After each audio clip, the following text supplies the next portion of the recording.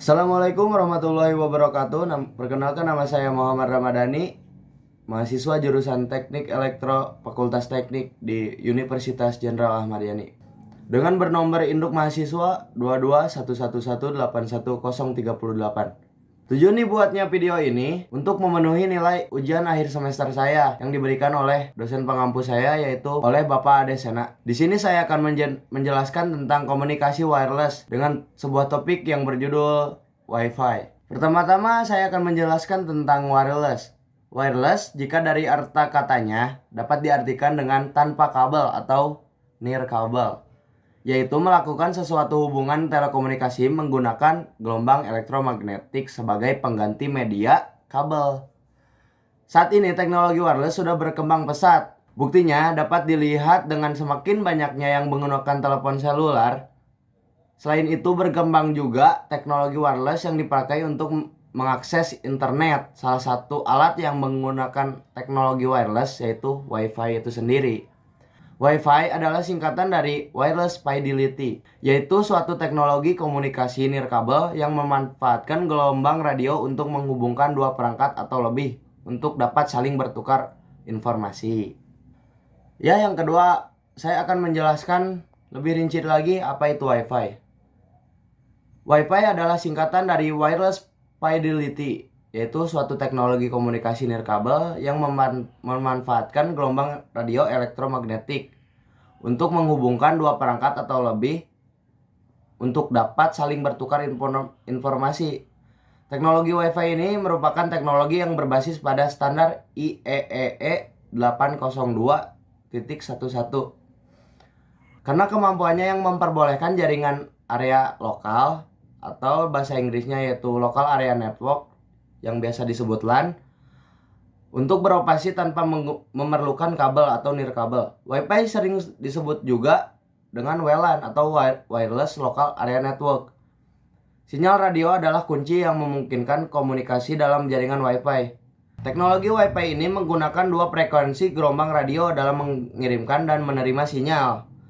Kedua frekuensi tersebut berada pada frekuensi 2,4 GHz dan 5 GHz. Cara kerja Wi-Fi itu sendiri, router menerima data dari internet akan menerjemahkannya menjadi sinyal radio yang kemudian ditransmisikan dari antena Wi-Fi ke perangkat penerima Wi-Fi seperti smartphone dan laptop yang dilengkapi dengan rangkaian Wi-Fi.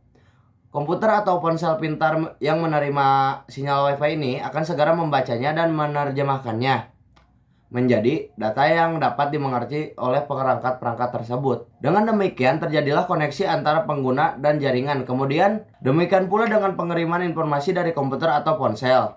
Perangkat tersebut akan menerjemahkan data menjadi sinyal radio dan mentransmisikannya menggunakan antena. Router nirkabel menerima sinyal tersebut dan menerjemahkannya. Router kemudian mengirimkan informasi ke internet menggunakan koneksi Ethernet kabel fisik. Jarak jangkauan sebuah router Wi-Fi atau hotspot Wi-Fi dalam ruangan adalah sekitar 30 meter. Namun, dapat lebih luas lagi apabila di luar ruangan. Pada umumnya, kecepatan koneksi juga sangat tergantung pada kedekatan perangkat penerima dengan sumber sinyal radionya. Koneksi Wi-Fi akan meningkat apabila perangkat pengguna berada di dekat router atau titik hotspotnya. Sebaliknya, koneksi sinyal Wi-Fi akan semakin lambat apabila berada di wilayah yang jauh dari sumber sinyalnya.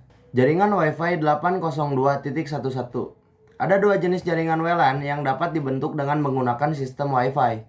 Kedua jaringan tersebut adalah jaringan infrastruktur dan jaringan ad hoc.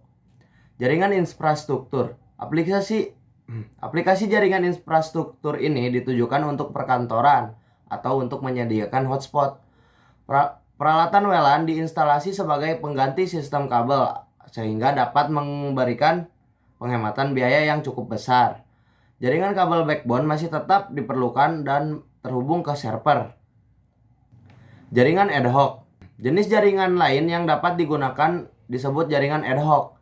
Jaringan ini terbentuk ketika sejumlah komputer dan peripheral, contohnya printer dan scanner, pada suatu lokasi ingin dihubungkan bersama antara satu dengan yang lainnya.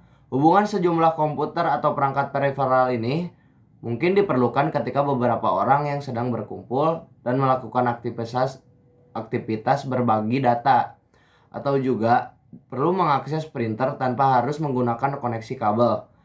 Dalam situasi ini, para pengguna hanya berkomunikasi antara satu sama lainnya dan tidak dengan jaringan kabel yang lebih luas. Demikian video presentasi ini saya buat. Terima kasih atas perhatiannya. Mohon maaf bila ada salah kata ataupun salah informasi. Mohon maaf sebesar-besarnya. Akhirul kalam. Wassalamualaikum warahmatullahi wabarakatuh.